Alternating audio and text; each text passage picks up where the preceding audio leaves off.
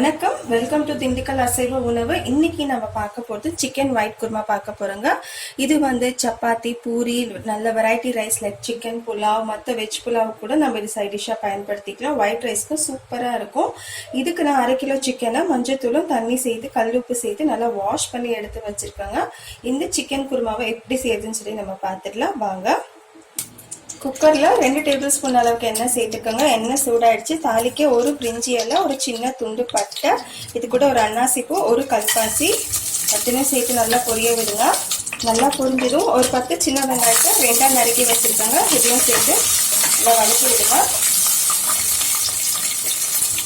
வெங்காயம் நல்லா வதங்கினதுமே காரத்துக்கு 3 பச்சை மிளகாங்க. நம்ம காரத்துக்கு வேற எதுவும் சேர்க்க போகிறது. இது பெரிய சைஸ் பச்சை மிளகானால 3 எடுத்துருக்காங்க. உங்கள் காரத்துக்கு ஏற்றவாறு 4லேருந்து 5 கூட்டிக்கலாம், இல்லை 3 குறைச்சிக்கலாம். 3 அளவு கூட சேர்த்துக்கலாங்க. 1/2 கிலோ சிக்கனுக்கு பச்சை மிளகாய் சேர்த்து 2 நிமிஷம் வதக்கிட்டு 1 டேபிள் ஸ்பூன் அளவுக்கு இஞ்சி பூண்டு விழுது. இஞ்சி பூண்டோட பச்சை வாடை போனதுமே நம்ம க்ளீன் பண்ணி வச்சிருக்க சிக்கனை சேர்த்துக்கலாங்க. இதில் நம்ம தக்காளி பழம்லாம் எதுவும் சேர்க்க போட்டு கிடையாது. சிக்கனை சேர்த்து நல்லா கலருங்க.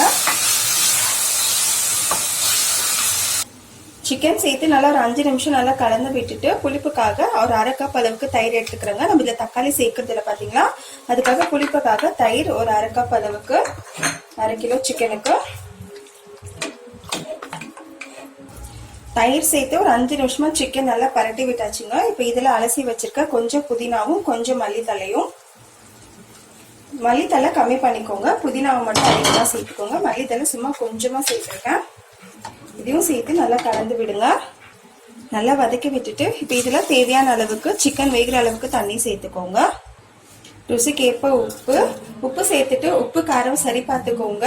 காரம் பத்தாட்டி கையோடவே பச்சை மிளகாவை 2ஆ வெட்டி கையோட சேர்த்துருங்க.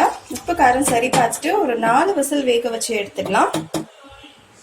உப்பு காரம் சரியா இருக்குங்க. 4 விசில் வேக வச்சு எடுத்துடலாம். அடுப்பு மாற்றி எடுத்து வச்சிருக்கோங்க. இதுக்கான அரவையை நம்ம பார்த்துடலாம். ஒரு 2 சில்லு அளவுக்கு தேங்காய், 4-5 முந்திரி, 1/2 டேபிள் ஸ்பூன் சோம்பு, 1/2 டேபிள் ஸ்பூன் அளவுக்கு கசகசா, இது அத்தனையும் நம்ம அரவையை அரைச்சி எடுத்துடலாங்க.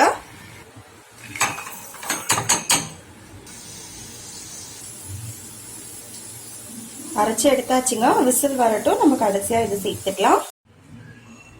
5 விசில் ப்ரெஷர் நல்லா இறங்கிருச்சுங்க. ஓப்பன் பண்ணி பார்த்துக்கலாம். சிக்கன் நல்லா வெந்திருக்குங்க.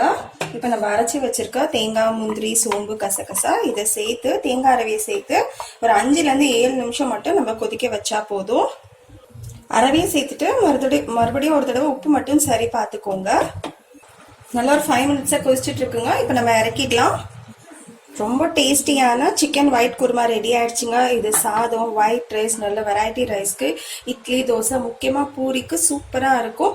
இந்த வீடியோ பிடிச்சிருந்தா மறக்காம திண்டுக்கல் அசைவ உணவை சப்ஸ்கிரைப் பண்ணுங்க, சப்போர்ட் பண்ணுங்க. தேங்க்ஸ் ஃபார் வாட்சிங் திண்டுக்கல் அசைவ உணவு.